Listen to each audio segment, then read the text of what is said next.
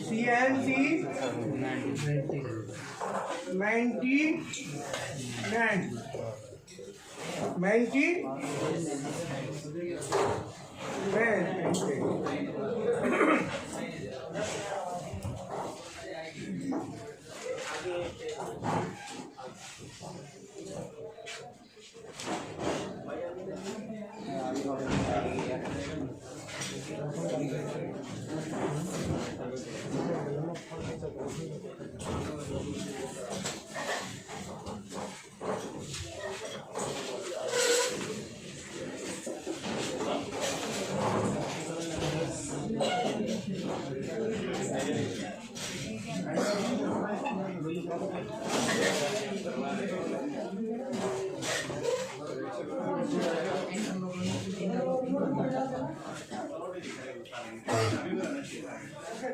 हाँ sir, start करें।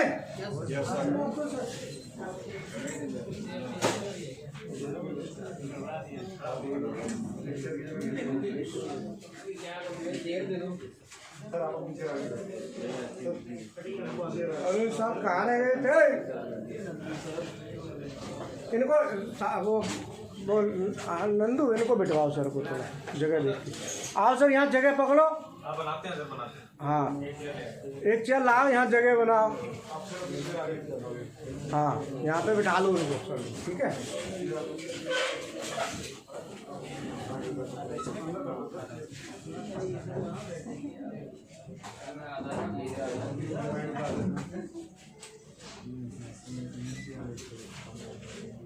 अरे उनको बिठवा दो एक बार, वो स्पेशल इसी क्लास के लिए रुके हुए थे। आ गए? हाँ सुन, ठीक है, अब स्टार्ट करते हैं। उधर बच्चे बैठेंगे पल्ली साइड में। नंदू, एक आध बच्चा है उधर? कहीं ये BMC कर लेंगे, वीडियो पढ़ लेंगे बाद में। ठीक है, चलो स्टार्ट करते हैं। CNC मेंटेनेंस का मतलब है कि अगर मशीन में कोई प्रॉब्लम आती है तो कैसे पहचाने, और पहचानने के बाद कैसे उसको ठीक करें, और कौन सी प्रॉब्लम ऐसी है जो हम ठीक कर सकते हैं, और कौन सी प्रॉब्लम ऐसी है जो अदर डिपार्टमेंट से ठीक करानी पड़ेगी। ठीक है सर? तो इसमें जो प्रॉब्लम्स आती हैं, तो प्रॉब्लम के लिए सबसे पहले जब प्रॉब्लम क्रिएट होती है तो एक ना स्क्रीन होती है मैसेज वाली। मैसेज वाली स्क्रीन है जिसमें अलार्म का मैसेज दिया होता है। क्या दिया होता है? अलार्म का मैसेज। उसमें मैसेज में दिया होता है कि कौन सा अलार्म कितने बजे आया था। ठीक है ना? अलार्म की हिस्ट्री मैसेज में क्या होता है? Alarm history. अलार्म की हिस्ट्री होती है कि हमारा अलार्म आया था, कब आया था, कब, डेट, टाइम, और ये सब उसमें डिटेल होता है। अलार्म का नंबर। तो इसमें अलार्म हिस्ट्री में किसी भी अलार्म की 4 चीज उसमें अवेलेबल होंगी। जैसे alarm number, message, date and time, ये उसमें हर अलार्म का दिया होगा।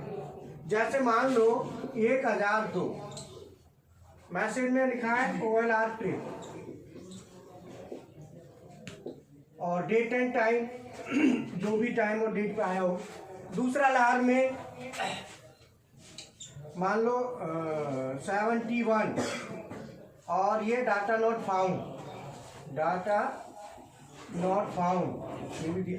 ये जितने भी अलार्म है इस तरीके से कब कौन सा अलार्म आया है वो पूरी हिस्ट्री हमारी अवेलेबल रहती है। अब हिस्ट्री में भी कितने अलार्म रह सकते हैं वो डिपेंड करता है कि हमारा जो बैकअप है वो कितना वहाँ पे अवेलेबल है। अलार्म का नंबर और उसका मैसेज। तो जब भी मशीन में अलार्म का मैसेज आएगा, तो जब भी कोई भी अलार्म क्रिएट होता है तो पूरी स्क्रीन पे अलार्म दिखाई देता है जी, है ना। मान लो जैसे कोई अलार्म आया तो अलार्म का पूरी स्क्रीन खुलती है, अपने आप आ जाती है। जैसे मशीन मान लो चल रही है, चलते चलते नॉर्मल कंडीशन में अलार्म शो हो गया तो वो पूरी स्क्रीन पे अलार्म आ जाता है। बोलो आ गया। जैसे मान लो 1002 ओवरलोड ट्रिप, वो अलार्म ये पूरी पे आएगा। इसको कहते हैं पॉपअप स्क्रीन। क्या बोलते हैं इसको? Pop up screen. ये जो स्क्रीन हमारी शो होती है इसको हम पॉप अप स्क्रीन कहते हैं।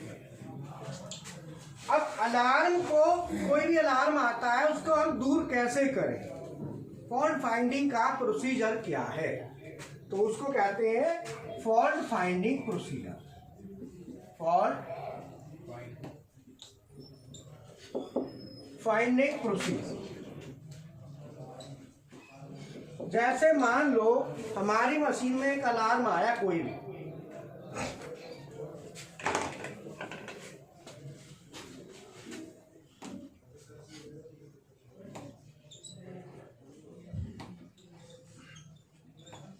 चक प्रेशर फॉल्टी या लो, चक प्रेशर, चक का प्रेशर लो है, ये अलार्म आ गया। इसका मतलब है कि हमारे जो चक को क्लैंप डी क्लैंप करते हैं उसके लिए मिनिमम प्रेशर जो आपने सेट किया है उससे अगर एक्चुअल प्रेशर की वैल्यू कम हो जाए, एक्चुअल प्रेशर की वैल्यू तो अलार्म आएगा चक प्रेशर लो। मतलब प्रेशर की actual value is less than set value.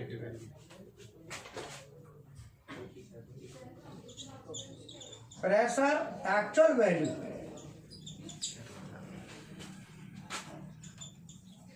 Is less than set value. मतलब सीधा है कि यदि हमारी जो रनिंग एक्चुअल वैल्यू है, जो प्रेजेंट की वैल्यू है, वो सेट वैल्यू से कम है तो अलार्म आएगा लो का। अगर ये आ जाए हाई तो हाई की जो सेट वैल्यू है उससे ज्यादा है। ऐसा नहीं हो सकता कि एक ही फिर वैल्यू होगी, लो की सेट वैल्यू अलग होगी और हाई की सेट वैल्यू एक ही नहीं होगी। नहीं तो एक वैल्यू से तो ज्यादा आएगा तो हाई और कम आएगा तो लो, तो अलार्म ही बना रहेगा। क्यों नहीं भाई, प्रेशर हाई और प्रेशर लो। अब हाई और लो का मतलब क्या हुआ? जैसे हमारा प्रेशर होता है ब्लड प्रेशर, बोलो, तो हमारे ब्लड प्रेशर की दो लिमिट होती है, एक लोअर लिमिट और एक अपर लिमिट। अगर प्रेशर अपर लिमिट से ज्यादा हो तो हाई और लोअर लिमिट से कम हो तो लो। तो एक साथ में दो देखते हैं, एक ही बार में दोनों आ जाती हैं। बोलो, हमारे जो प्रेशर की दोनों एक बार में आती है। तो जो नॉर्मल है अपर लिमिट हमारी कितनी होनी चाहिए?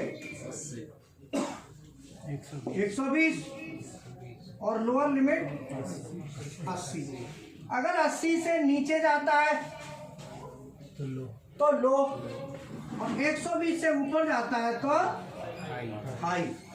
तो 80 जो नॉर्मल है वो 80 से 120 है, 80 और 120। अब 80 से मान लो या 78 77 लिमिट लगा दी। अब ऐसा तो नहीं कि हर समय 80 रहेगा, रोटी कम खाई, नमक नहीं खाया तो प्रेशर डाउन आता है ना, बीपी तो डाउन आएगा। तो मान लो 80 से 78 70 तो इसकी लिमिट लगा दी भाई, डॉक्टर ने लिखा दी उम्र के हिसाब से 70 तक चल जाएगा। थोड़ी उम्र ज़्यादा है तो 70 तक चलता है। तो ये लोअर साइड जो है ना लिमिट दे दी 70। कितनी दे दी? 70। अब 70 से 80 के बीच में लोअर लिमिट हो गई, टॉलरेंस मिल गई, 10 की टॉलरेंस मिल गई। अब 70 और 80 के बीच में है तो मामला सही है ना।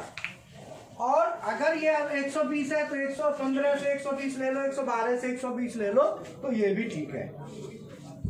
अगर हमारा प्रेशर जितना हमारी सेट वैल्यू एक्चुअल वैल्यू है वो सेट वैल्यू से कम है तो लो का अलार्म। अब क्वेश्चन आता है कि मशीन मेंटेनेंस करने के लिए प्रेशर की सेट वैल्यू कितनी रखी जाए? बोलो, अगर हमको यही नहीं पता तो हम मशीन मेंटेनेंस करेंगे कहाँ से? भाई मशीन मेंटेनेंस तो हम तभी करेंगे ना हमें पता हो। ये थोड़ी अलार्म आ गया, अलार्म दूर करने के लिए प्रेशर बढ़ा दो चला जाएगा, पता चला पाइप ही फाड़ दी अलार्म तो चला गया लेकिन पाइप को ले मरा। तो इसीलिए हमारा जो अलार्म आता है तो अलार्म में सबसे पहले चेक प्रेशर की कंडीशन देखनी होती है। तो चेक प्रेशर की जो कम से कम कंडीशन है वो हमारी अगर हम एल्युमिनियम पे चला रहे हैं और स्टील पे, तो स्टील का हमारा 15 से 25 और एल्युमिनियम का 15 से 20 केजी पर सेंटीमीटर स्क्वायर और 15 से 25 केजी पर सेंटीमीटर स्क्वायर। 25 बहुत ज़्यादा है, वैसे 15 से 20 के आसपास ही हम रखते हैं। 25 तो बहुत ज़्यादा है, आप इसको एल्युमिनियम पे 15 की जगह 12 से 20 कर लो और ये 15 से 22 कर लो। 25 बहुत ज़्यादा हो जाता है, ठीक है। तो 22 केजी पर सेंटीमीटर स्क्वायर तक अगर आपका स्टील पे है तो हमारा सही है। तो अब ये क्वेश्चन आता है सेट कैसे करते हैं? तो भाई प्रेशर को सेट भी तो करना पड़ेगा। तो प्रेशर को सेट करने के लिए कि भाई हमें कितना रखना है केजी पर सेंटीमीटर स्क्वायर। तो अब क्वेश्चन आता है कि ये केजी पर सेंटीमीटर स्क्वायर का मतलब क्या है? तो 1 केजी प्रति centimetre square equal to 1 bar equal to 14.5 PSI। Note कर लो, 1 केजी पर सेंटीमीटर स्क्वायर 1 बार के बराबर होता है और यही 14.5 PSI के बराबर होता है। ये आपको पता होना चाहिए, क्योंकि जब यही चीज़ें नहीं पता होंगी तो आप मेंटेनेंस नहीं कर पाएंगे। मेंटेनेंस का मतलब है कि जो अलार्म आया उससे रिलेटेड आपको पूरी जानकारी होनी चाहिए। अगर पूरी जानकारी नहीं है तो आप मशीन ठीक कैसे करेंगे? क्वेश्चन आता है ना। तो 1 केजी पर centimetre square equal to 1 bar equal to 14.5 PSI। लिख लिया।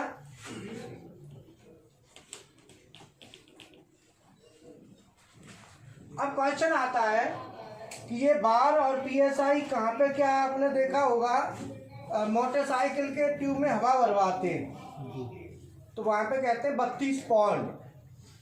क्या कहते हैं? 32 पाउंड, 36 पाउंड, 34 पाउंड ऐसे होता है। तो जो पाउंड होता है वो रियल में PSI होता है। P माने पाउंड, पाउंड्स पर स्क्वायर इंच, पाउंड्स पर स्क्वायर इंच, इसको कहते हैं PSI।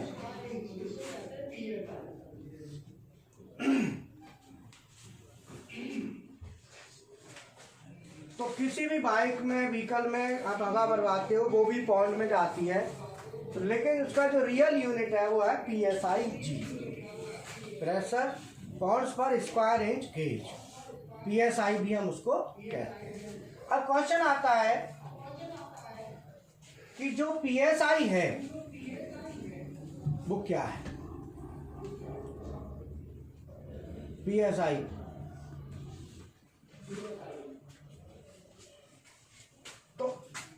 1 स्क्वायर इंच एरिया में जितने पाउंड ऑयल की क्वांटिटी होगी वही उसका प्रेशर कंसीडर माना जाएगा। जैसे 1 kg पर centimetre square, 1 centimetre square area में जितना किलो तेल होगा, भाई किलो तो समझते हो ना, 1 किलो में 2.2 पाउंड होते हैं 1 किलो में, तो 1 किलो में कितने पाउंड होते हैं? 2.2 पाउंड।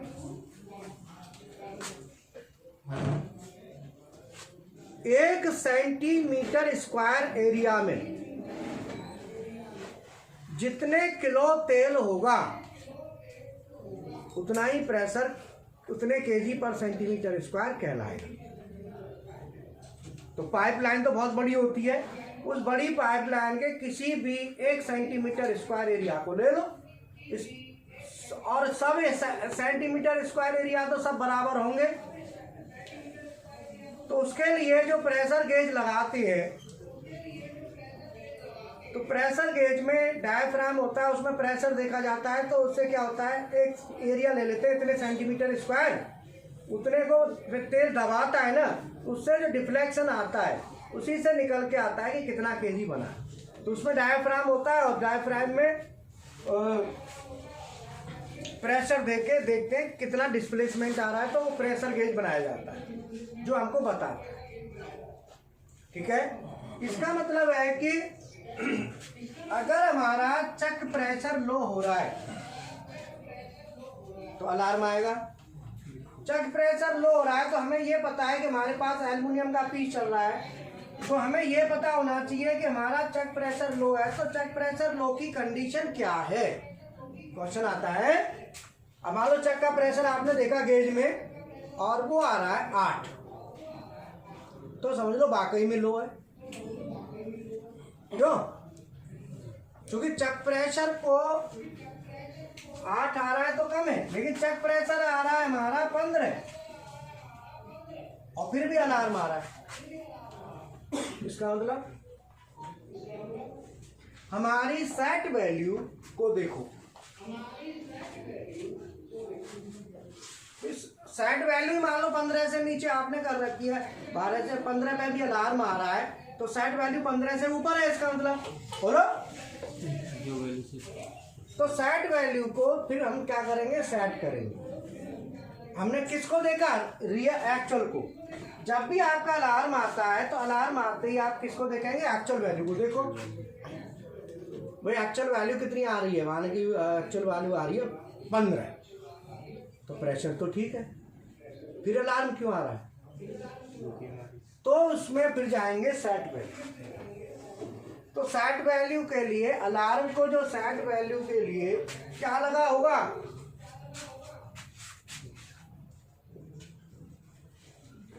Pressure switch. इसके लिए लगता है प्रेशर स्विच। क्या बोलते हैं इसको, प्रेशर स्विच। और प्रेशर स्विच के साथ वहां पे एडजस्टमेंट का ऑप्शन होता है, प्रेशर स्विच सेट करने का ऑप्शन होता है कि कितने केजी पे हमको सेट होता है। ठीक है ना। तो प्रेशर स्विच की हम क्या देखेंगे, फिर सेटिंग देखेंगे कि प्रेशर स्विच की सेटिंग हमारी क्या है। तो हम क्या करेंगे, प्रेशर स्विच की सेटिंग देखने के लिए प्रेशर को हम बढ़ाएंगे और घटाएंगे। तो प्रेशर को घटाएंगे बढ़ाएंगे, इसके लिए हम कौन सा वाल यूज करेंगे। प्रेशर को ज़्यादा कम करना होगा, ज़्यादा या, तो प्रेशर को ज़्यादा कम करने के लिए कौन सा वाल यूज होता है,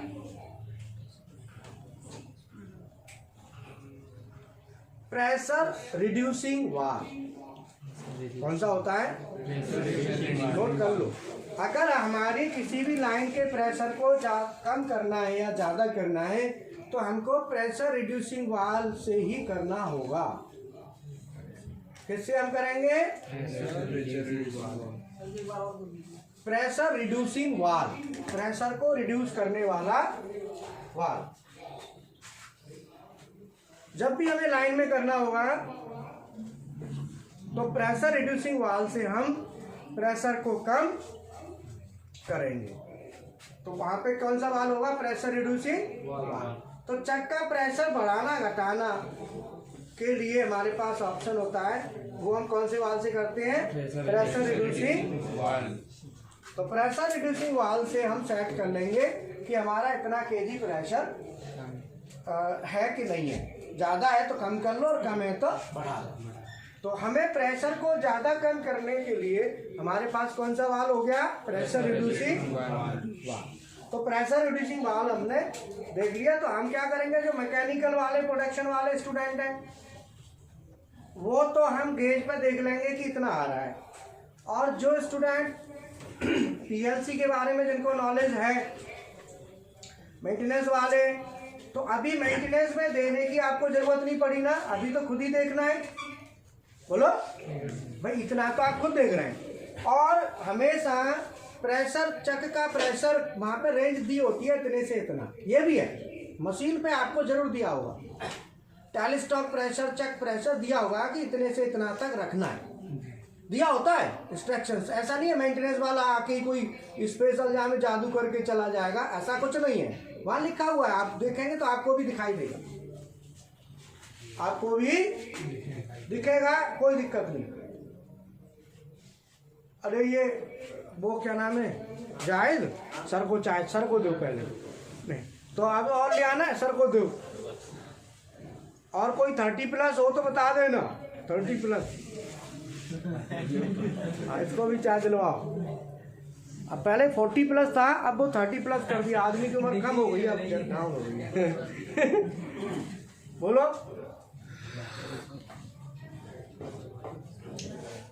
अब इसमें प्रेशर मान लो ज्यादा आ रहा है, कम आ रहा है, तो आप किससे सेट करेंगे? Pressure reducing. ये इसके लिए कोई मेंटेनेंस वाले की जरूरत नहीं है। सुई में प्रेशर देखना है, वहां कोई मेंटेनेंस वाले की जरूरत नहीं है। आपकी जरूरत ये है कि आपने वो देखना है, आपने वो चेक करना है। कभी चेक करेंगे ही नहीं, देखेंगे नहीं, तो आपको दिक्कत आएगी, कभी प्रॉब्लम आएगी तब।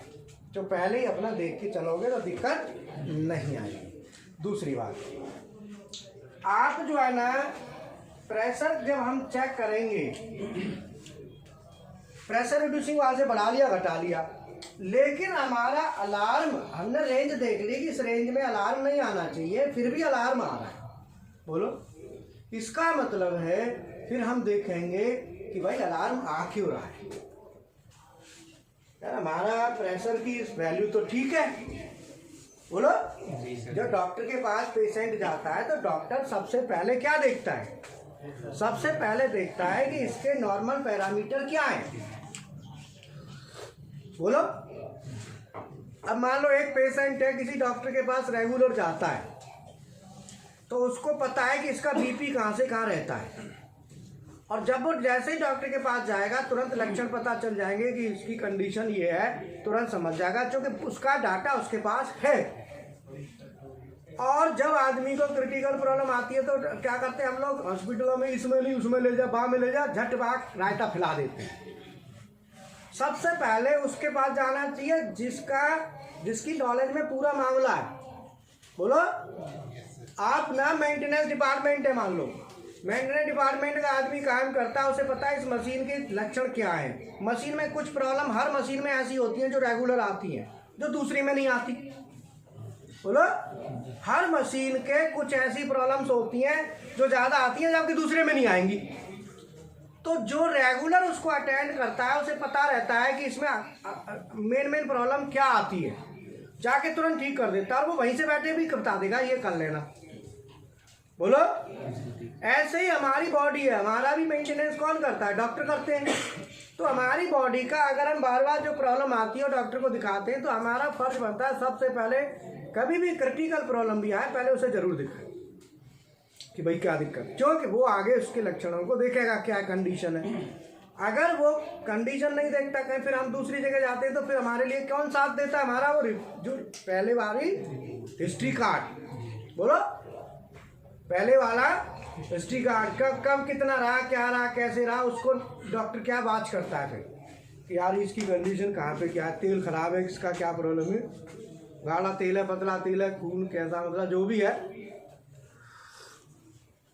अब ये प्रेशर सही है, हमने देख लिया भाई प्रेशर तो ठीक है। जब प्रेशर सही है तो फिर अलार्म क्यों आ रहा है? तो उसकी दो कंडीशन है, हो सकता है गेज खराब हो, ये भी तो हो सकता है ना, जो प्रेशर बताने वाला गेज है वही की सुई एक जगह अटक गई हो, प्रेशर तो लो हो गया लेकिन सुई वहीं अटकी पड़ी है, कई बार होता है ना। तो सुई को भी थोड़ा सा देखो, ये हिल रही है नहीं हिल रही ऊपर नीचे, तो प्रेशर के जो वाल है ना, प्रेशर रिड्यूसिंग, उसको थोड़ा सा एडजस्ट करके देखो, तो सुई देखोगे कि आपका सुई में अंतर आ रहा है, इसका मतलब ये तो ठीक है। अगर मान लो ऊपर नीचे करने से भी सुई अपनी जगह अटकी पड़ी है तो क्या है, समझ लो सुई फंस गई। अब प्रेशर के लिए प्रेशर का स्विच होगा, क्या होगा, प्रेशर का स्विच, प्रेशर के स्विच का सिग्नल, प्रेशर के स्विच का सिग्नल जाएगा वो सीएनसी में जाएगा। जब प्रेशर ऑपरेट हो रखा है, प्रेशर की कंडीशन ओके है, तो वो हमें सीएनसी मशीन में देखनी है।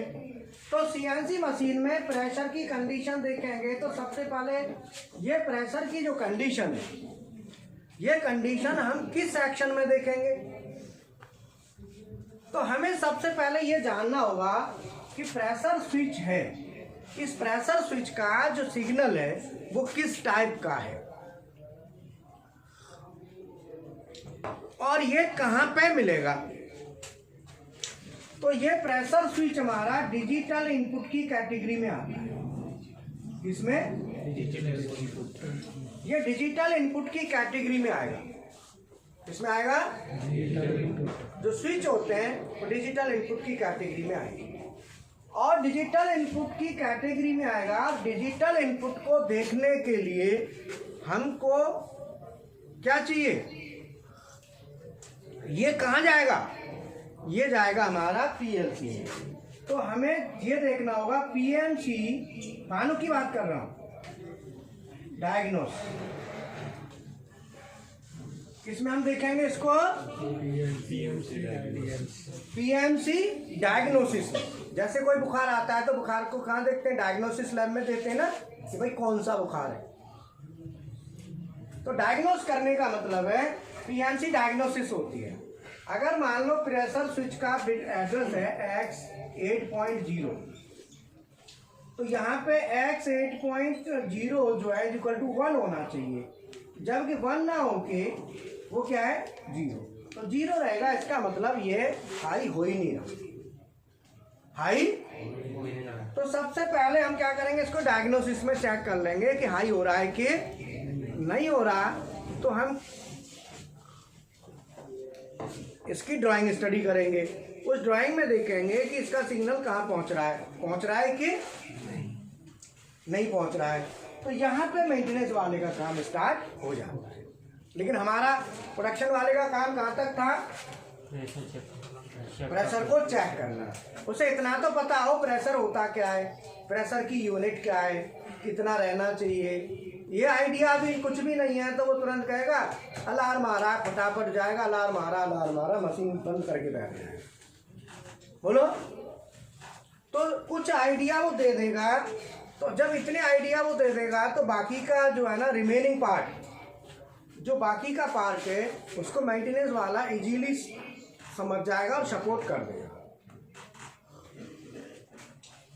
तो अब ये जो पीएमसी डायग्नोसिस है, यहाँ पे हमें इसका स्टेटस पता चल जाएगा। अगर इसका स्टेटस 1 है, क्या है 1 है, तो अलार्म नहीं होना चाहिए, और 0 है तो अलार्म होना चाहिए। अगर 0 है तो इसका मतलब कहीं तार टूट गई। अब मान लो स्विच से तार आ रही है, तो तार हो सकता है कहीं टूट गई हो, वो आई नहीं रही, तो ये स्टेटस ही बताएगा ये 1 होना चाहिए, जबकि ये 0 है। तो 0 कंडीशन में अलार्म देगा और 1 में अलार्म नहीं देगा, ये कन्फर्म है। तो ये 1, इसकी कंडीशन को हम करने के लिए देखेंगे यार प्रेशर की रेंज ठीक है, सब कुछ ठीक है, फिर भी तो ये सिग्नल आ रहा नहीं आ रहा। तो हम क्या करेंगे, एक बार देखने के लिए 0-1 चेक करने के लिए प्रेशर को डाउन कर देंगे। क्या कर देंगे? डाउन कर देंगे। देखेंगे यार ऐसा तो नहीं हो सकता है कि सेटिंग इसकी प्रेशर स्विच की सेटिंग को ही किसी ने कम कर दिया हो। क्यों? तो लो की सेटिंग मान लो लो पे कर दिया, 8 से नीचे लो बना दिया। अब 8 तक तो लो है नहीं, सेटिंग कर दी, 8 के नीचे तो लो होगा। तो उसको फिर हम देखेंगे भाई 8 तो हमें रखना नहीं, हमारी तो अपने में 12 है, कम से कम 12-15 इतना तो रखो। तो इसीलिए हमें इतना जानकारी हमें होनी चाहिए कि प्रेशर की कंडीशन क्या होती है और प्रेशर है क्या और कितना होना चाहिए। बोलो क्लियर है?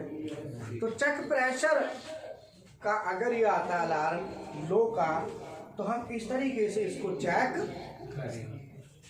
तो आपको चेक करना पता चल गया, देखना पता चल गया। प्रेशर गेज में चेक करना है। प्रेशर गेज में कैसे चेक करते हैं? तो प्रेशर गेज में सुई को आप देख लेंगे कितना प्रेशर आ रहा है, वो वैल्यू भी आपको पता चल जाएगी। इसमें और जो अलार्म आता है, जैसे चेक प्रेशर हमारा लो है, इसके साथ साथ एक होता है अलार्म लुब्रिकेशन का। काय का? जो ज्यादातर आते हैं कि लुब्रिकेशन लो। अगर अलार्म आ रहा है लुब्रिकेशन लो या लुब्रिकेशन लेवल लो, तो उस अलार्म का मतलब है कि हमारी मशीन में जो लुब्रिकेशन का टैंक है उसमें तेल कम हो गया। क्या हो गया? कम हो गया। तो प्रोडक्शन वाले का काम क्या है? तेल चेक कर लो। और मेंटेनेंस वाले का काम क्या है कि तेल जो लुब्रिकेशन लो का जो लगा होगा, जो सीएनसी में सिग्नल देगा, उसको कहेंगे फ्लोट स्विच। बोलो फ्लोट स्विच।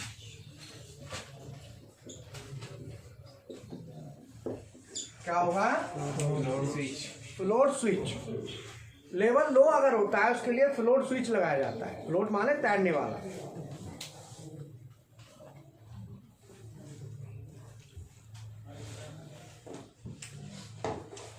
कौन सा स्विच लगाते? Float switch. तो हम क्या करेंगे, फ्लोट स्विच का भी एक सिग्नल होगा जो जाएगा किसको? सीएनसी के अंदर जाएगा। तो इसका फिर वही आती है एड्रेस किस तरह का होगा, टाइप ऑफ सिग्नल क्या होगा? ये सिग्नल भी डिजिटल इनपुट होगा। क्या होगा? Digital input. ये डिजिटल इनपुट होगा और इसका एड्रेस दिया हुआ, जैसे x8.0 है, मान लो x8.12 जो भी है ये दिया हुआ है। इस एड्रेस का भी हम पीएमसी डायग्नोसिस में जाके देखेंगे। क्यों? इसको भी पीएमसी डायग्नोसिस में देखेंगे। तो जो प्रोडक्शन तक है वहां तक उसका काम है तेल का लेवल देख लिया, लो लेवल है उससे ऊपर है कि नहीं।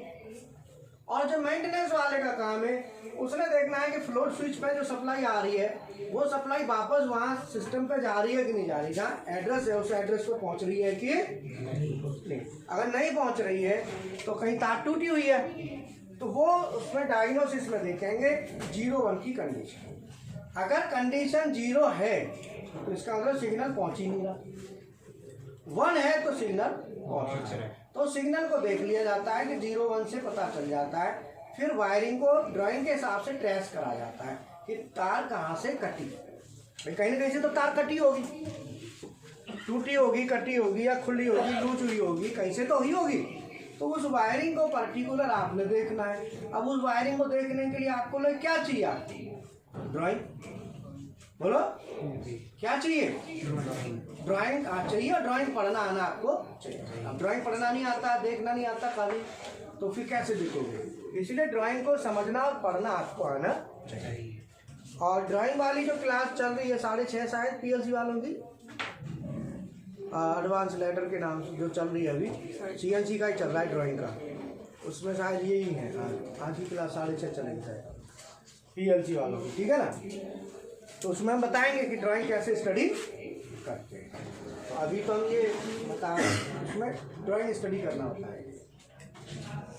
अब इसमें ये अलार्म हो गया। दूसरा रेगुलर अलार्म आता है, वो आता है इमरजेंसी स्टॉप, नोट करते जाना अलार्मों को, जो मेन अलार्म है, जो रेगुलर आते हैं, जो रेगुलर आपको मिलेंगे, अधिकतर यही आते हैं, इमरजेंसी स्टॉप।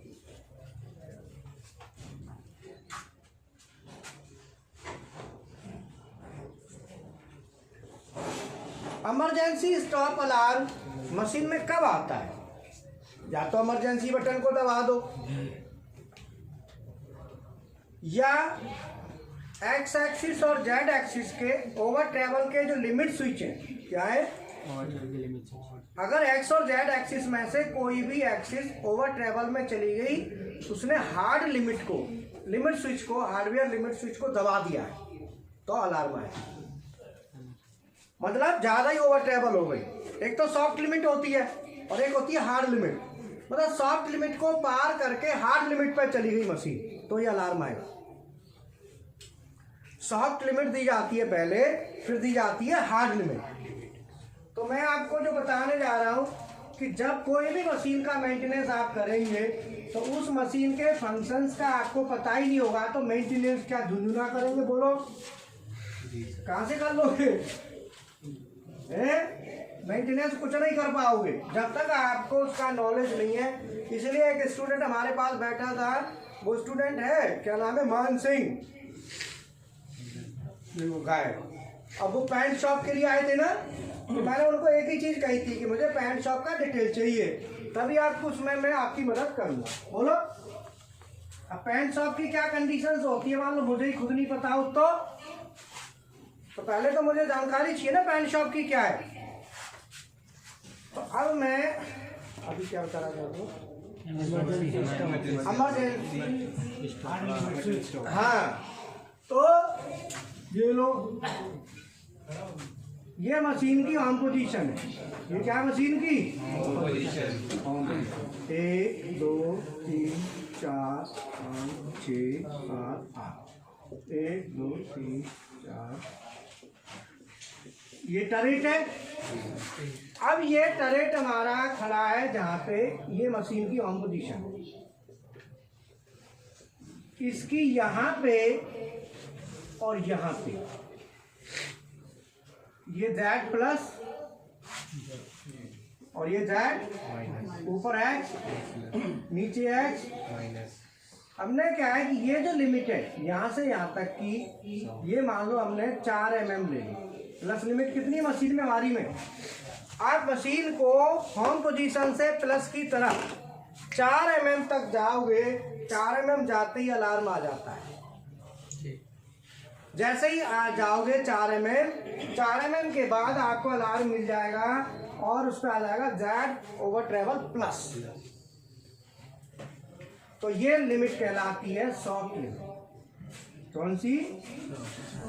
और ये पैरामीटर नंबर, कौन से नंबर से? सॉफ्ट लिमिट का पैरामीटर नंबर कितना है? 1241 नहीं, 1320। Parameter number 1320। पैरामीटर नंबर 1320 में ये लिमिट सेट होती है। यहाँ पे चेंज की जा सकती है। अभी फिलहाल 4 mm, आप मशीन को चलाओ 4 mm पर रुक जाएगी। कितने पर रुक जाएगी? 4 mm से ज्यादा नहीं जाएगी। ध्यान देख लेना, आप 4 से ज्यादा जाएगी नहीं। और इधर भी लिमिट दे रखी है, वो भी 4 mm। कितनी है? 4। ये भी 4 है, एक्स में भी 4 और जेड में भी 4 प्लस में। तो ये कौन सी लिमिट है? Soft limit. कौन सी है? और माइनस में दे रखी है जेड में और एक्स में। तो माइनस एक्स में माइनस में है शायद 55 के समथिंग है, शायद 55 mm माइनस। और जेड में 180 या कुछ ऐसी है, 120 में जाता है, 120-25 के करीब है। तो ये जो है ना, आप देख लेना, आप चेक कर लेना, यहाँ भी ये सॉफ्ट लिमिट है। तो ये तो 4 mm इसीलिए है कि ज़्यादा पीछे ना जाए, बट माइनस में तो काम होना है ना, इधर तो ज़्यादा आनी चाहिए। तो ये लिमिट काफी लंबी लिमिट होती है, ये भी सॉफ्ट लिमिट है। ये भी क्या है? Soft limit. ये आप देख लेना कि सॉफ्ट लिमिट कितनी कितनी पे अलार्म आ रहा है, ये आपने चेक करना है पर्सनल। ये सॉफ्ट लिमिट जो माइनस की है, कौन सी? ये भी तो माइनस की सॉफ्ट लिमिट होगी पैरामीटर नंबर 1321।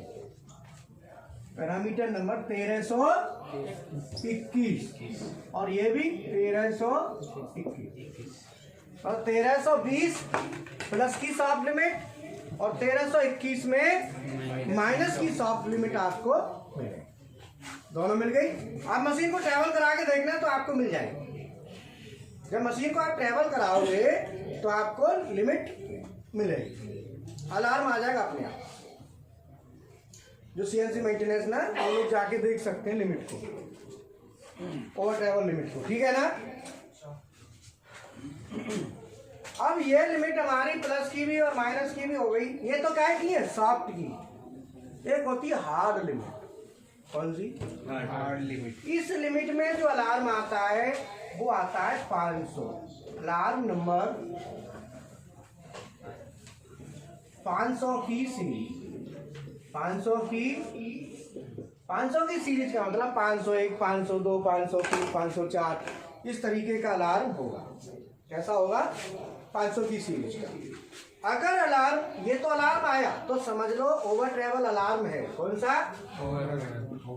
एक्स और Z over travel, over travel alarm. अगर एक्स और जेड का ओवर ट्रैवल अलार्म है तो वो 500 की सीरीज में होगा। उसको ज्यादा दिक्कत नहीं है, आप खुद देखो, रीसेट बटन से दूर हो जाता है। दूसरी साइड में चला दो, रीसेट बटन दबा दो, हट जाएगा। कैसे हटेगा? रीसेट बटन दबाने से हट जाएगा। अपोजिट साइड में चला दो, रीसेट दबा दो। लेकिन अगर एक लिमिट इसके अलावा होती है उसको कहते हैं हार्ड लिमिट, और उसके लिए लिमिट स्विच लगा होगा। एक लिमिट स्विच यहाँ पे लगा होगा और ये मान लो कैम है। ये क्या है? तो ये लिमिट स्विच है।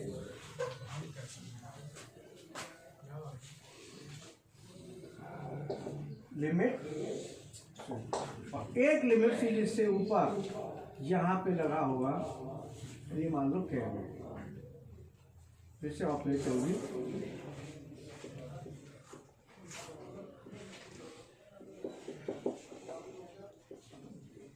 इससे ये जब प्रेस अगर पीछे ज्यादा चली गई और वो लिमिट स्विच दब गया तो वो अलार्म नहीं, अब वो ओवर ट्रैवल नहीं आएगा, वो खतरे की घंटी है, वो काय में जाएगा? Emergency alarm. इमरजेंसी आ गई, बात खतरे पे पहुंच गई, बोलो। तो वो फिर इमरजेंसी अलार्म में गया, वो इसमें नहीं है, ओवर ट्रैवल में नहीं है। बोलो, वो किस अलार्म में गया? इमरजेंसी, ओवर ट्रैवल से बाहर। इसीलिए इमरजेंसी अलार्म की 3 कंडीशन आती हैं। तीनों कंडीशन में से कोई भी होती है। एक तो इमरजेंसी स्टॉप बटन दब जाए, बोलो। ऑटोमेटिक सर नहीं, आप दबाओ, मतलब खुद दबाओ। आप दबा दो तो अलार्म आएगा। ये emergency stop push button press. Emergency stop push button को प्रेस कर दें तो x axis over travel limit switch press. अगर इसका लिमिट स्विच प्रेस हो जाए, अब हाथ से कर दो तो भी अलार्म आ जाएगा। और तीसरा है Z axis over travel. Z axis over travel limit switch, किसी भी कंडीशन में इमरजेंसी अलार्म आ जाएगा। ये अलार्म को कैसे दूर किया जाए? क्वेश्चन है, बोलो। अगर ये अलार्म आता है इमरजेंसी का तो ये कैसे दूर करना है? इसको दूर करने के लिए आपकी मशीन में एक बटन होता है ओटी रिलीज। OT। अगर मान लो x किसी भी लिमिट स्विच पे पहुंच गई, अब क्या करना है आपने, वापस लाना है। क्या लाना है? अब इमरजेंसी में जैसे ही आ गई तो इमरजेंसी अलार्म जैसे ही आता है कंट्रोल ऑफ। क्या हो जाएगा? Control will be of. Control बिल्कुल ऑफ हो जाएगा, मतलब एकदम कुछ नहीं होगा फिर मशीन। बोलो, ये जैसी अलार्म आएगा मशीन में कोई भी एक्टिविटी नहीं होगी, कुछ भी नहीं होगा। Control supply of. अब मशीन का कंट्रोल ही ऑफ हो गया तो कुछ फंक्शन ही नहीं होना।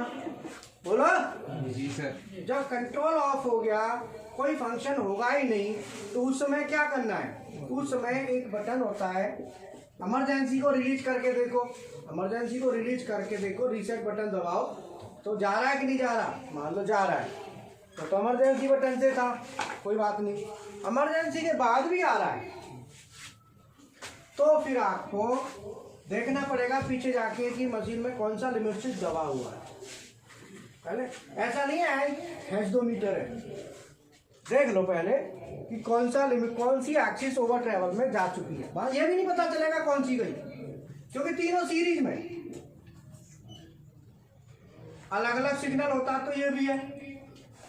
अब आपने देखना है कि कौन सी एक्सिस आपकी ओवर ट्रेवल में है। उसी एक्सिस को आप ओटी रिलीज वाली बटन जैसे ही दबाओगे तो वो बाईपास हो जाएगा सर्किट। क्या हो जाएगा? तो बाईपास से कंट्रोल ऑन हो जाएगा। बाईपास लेकिन खतरनाक होता है बाईपास। तो आप ओटी जैसे ही कंट्रोल ऑन हो गया, जब आपने देखा कि प्लस में अलार्म आया है, माइनस में लाओ, अगर आप और प्लस में गए तो मामला आपने बिल्कुल ही खराब कर दिया, फिर तो बिल्कुल ही कर दोगा। तो इसलिए आप क्या करेंगे, उसको माइनस में लाएंगे, माइनस में लाएंगे। किधर लाएंगे? माइनस में। फिर उसको माइनस में लाएंगे। किधर लाएंगे? माइनस की तरफ लाके लिमिट स्विच से इधर ले आओ, थोड़ा सा भी ले आओ, फिर आपका ऑटोमेटिकली कंट्रोल ऑन हो जाएगा। अगर ओटी रिलीज वाला बटन आपकी मशीन में देखो कहाँ है, तो कोई आप स्टूडेंट आप में से हैं जिनके यहाँ ओटी रिलीज बटन है? ऐसे अलार्म आने पे अलार्म रिलीज का है सर, अलार्म रिलीज का पुश बटन वही है ये ओटी रिलीज। अलार्म रिलीज का ना, जो उसको दबा दोगे तो कंट्रोल ऑन हो जाएगा, वो यही है ओटी रिलीज। इसको कहते हैं ओवर ट्रेवल रिलीज या अलार्म रिलीज। कई मशीनों में यह नहीं होता, कईयों में क्या होता है कि बटन जो होती है ना स्टार्ट वाली, जिससे स्टार्ट साइड ऑन करते हैं मशीन, CNC ऑन, उसी को दबा। तो जितनी देर दबाएंगे तो कंट्रोल उतनी देर ऑन रहेगा, वो होल्डिंग नहीं लेगा बट ऑन रहेगा। ऑन रखो, थोड़े सा ला के जॉन में ले आओ, फिर सही हो जाएगा। तो कुल मिला के ओटी रिलीज का या अलार्म रिलीज का बटन जरूर मिलेगा, और वो बटन आपको क्या करेगा, जॉन में लाने के लिए होता है, क्योंकि मशीन तो इमरजेंसी में चली गई। तो CNC मशीन इमरजेंसी के कंडीशन कितनी है, कितनी कंडीशन में इमरजेंसी में जाएगी? इमरजेंसी बटन दबाने पे और एक्स एक्सिस हार्ड लिमिट का ओवर ट्रेवल होना, सॉफ्ट नहीं, हार्ड लिमिट। लिमिट स्विच दब गया तो, और जेड एक्सिस का लिमिट स्विच दब गया तो, तीन कंडीशन में मशीन की पूरी पावर, कंट्रोल की पावर ऑफ, कंट्रोल का सर्किट ऑफ। बोलो समझ में आया? तो मशीन का इमरजेंसी अलार्म का मैंने बताया कि इमरजेंसी अलार्म की तीन कंडीशन होगी। एक तो इमरजेंसी स्टॉप पुश बटन, दूसरा x axis plus limit, Z axis plus limit, hard limit plus की भी हार्ड लिमिट। तीनों में से कोई भी आता है तो आपका अलार्म इमरजेंसी का अलार्म कहलाएगा। बोलो क्लियर है? तो अभी आपका चेक प्रेशर हो गया, लुब्रिकेशन लेवल का हो गया, इमरजेंसी हो गया, एक्स और जेड ओवर ट्रेवल। तो एक्स और जेड एक्सिस की ओवर ट्रेवल की दो तरह की लिमिट होती है, soft limit and hard limit. Soft limit is set by parameter, और सॉफ्ट लिमिट हार्ड लिमिट से पहले ही रखी जाती है। ये नहीं सॉफ्ट लिमिट हार्ड लिमिट से भी ज़्यादा दे दी जाए ना, hard limit is last limit, soft limit उससे पहले। जैसे मेट्रो है, मेट्रो का स्टेशन होता है तो मेट्रो के इधर स्टेशन जो एंड स्टेशन होते हैं लास्ट दोनों तरफ के, वहाँ सॉफ्ट लिमिट दे दी जाती है। नहीं तो क्या होगा, कई बार मेट्रो लिमिट से भी पार जाएगी तो नीचे चली जाएगी या अड़ जाएगी कहीं जाके, है ना। तो क्या करते हैं, वहाँ लिमिट दे दी जाती है, उससे ज़्यादा नहीं। तो ऐसा ना चलती गई तो क्या होगा,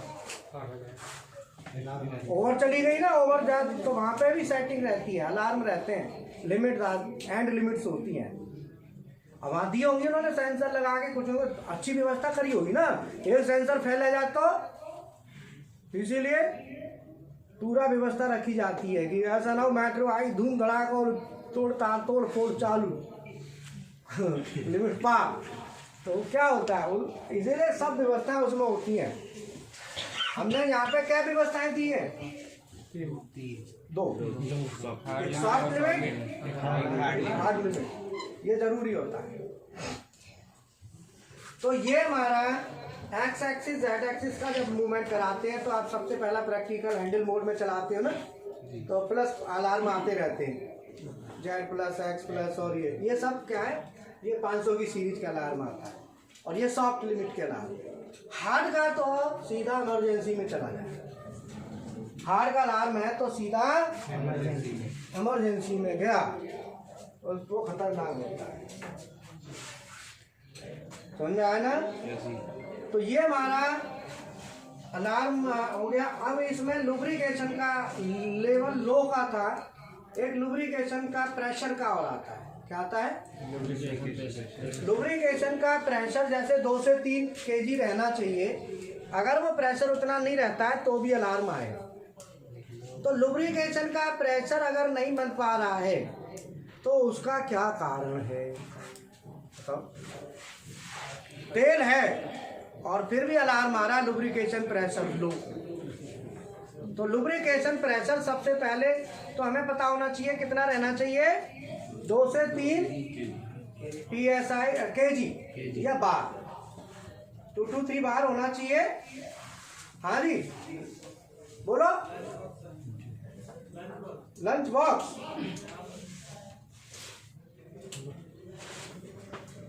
तो लुब्रिकेशन का प्रेशर हमारा कितना होना चाहिए, 2 से 3 kg पर सेंटीमीटर बार या बार होना चाहिए। अगर वो प्रेशर मान लो ऑयल लेवल है लेकिन प्रेशर नहीं बन रहा है तो उसका कारण क्या है, लीकेज कहाँ से, पाइप से या वाल से।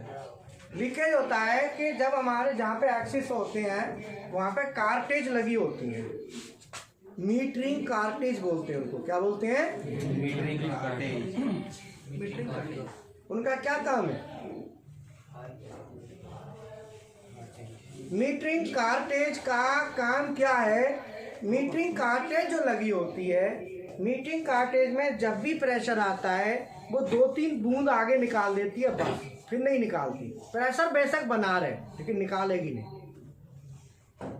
अगर आप PLC वाले स्टूडेंट हैं तो राइजिंग एज का नाम सुना हो, वही चीज़ है सेम, राइजिंग पल्स कहते हैं उसको, मतलब स्कैनिंग का पहला फर्स्ट बस, उसके बाद नहीं, फ्लो बंद।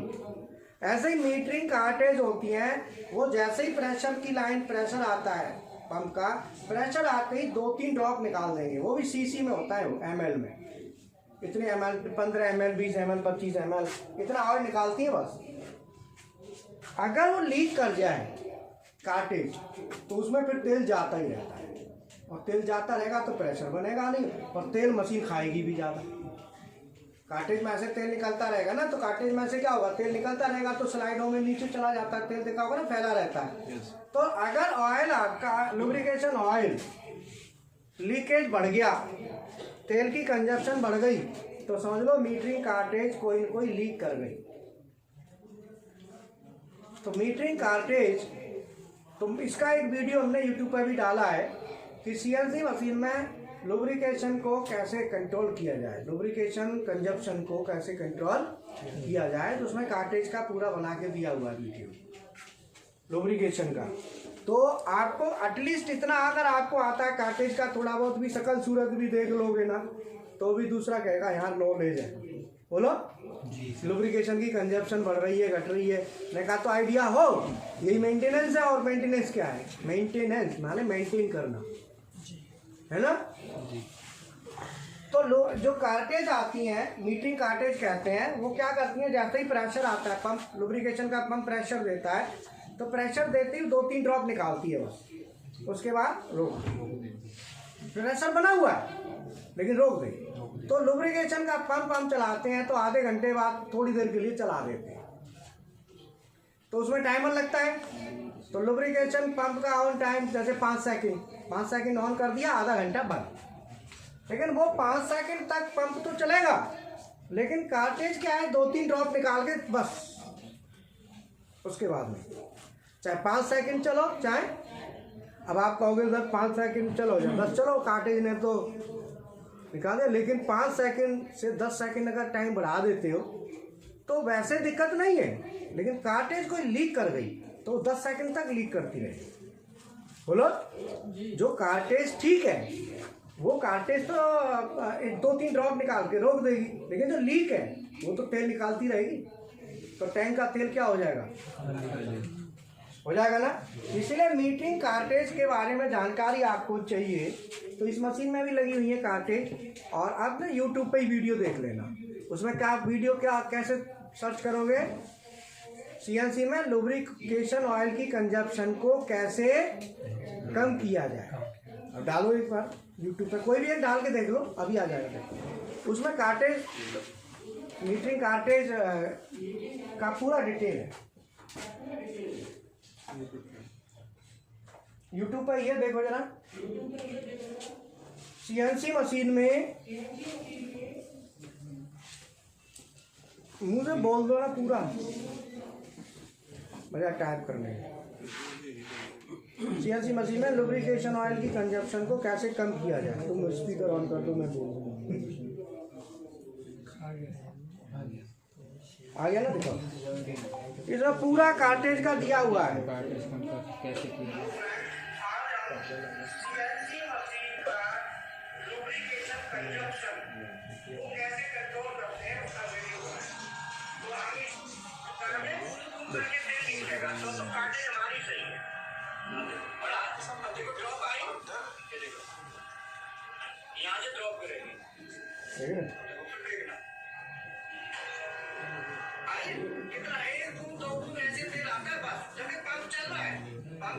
पूरा डिटेल है इसमें।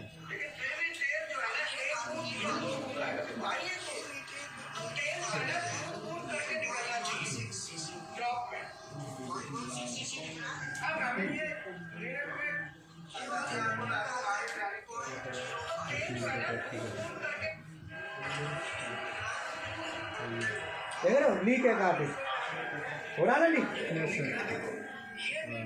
ऐसे तेल निकलता रहता है, फिर जब भी पंप चलेगा ये निकलता रहेगा।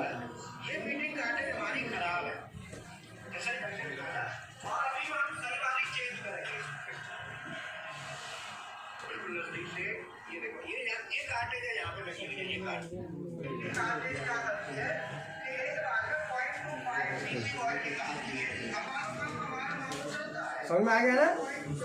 तो ये मीटरिंग कार्टेज जो होती हैं, ये लगी होती है, तेल उतना ही निकालती है, नहीं तो तेल जाता ही रहेगा, फिर तो जाता रहेगा तो कंजप्शन क्या होगी, बहुत ज़्यादा हो जाएगा। और मिल लीकेज, एक लीकेज कार्टेज है ना, दिखाई थी ना उसमें, जैसे ही पंप चला तेल उसमें से निकल रहा है लगातार, लीक हो रहा है, तो तेल खत्म हो जाएगा जल्दी टैंक में।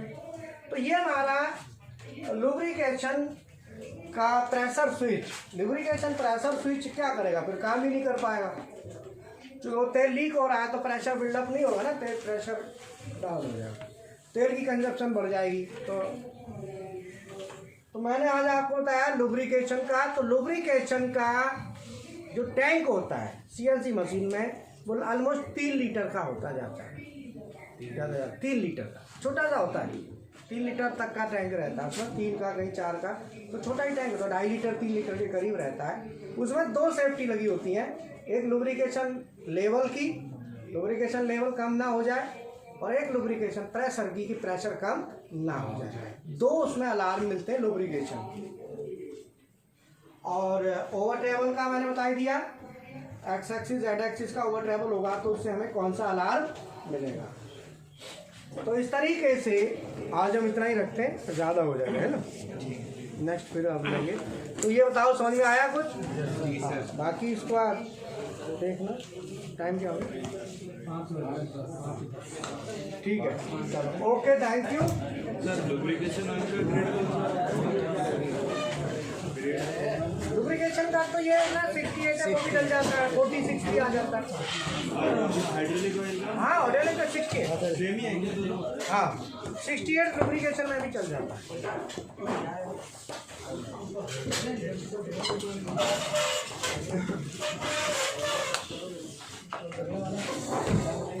अभी जो 6:30 बजे ड्राइंग का आएगा, इसी ट्रांसफर स्विच की ड्राइंग और इमरजेंसी का ना सर्किट आएगा, जो अभी बताया ना 6:30 बजे TLC वाला था। ठीक है,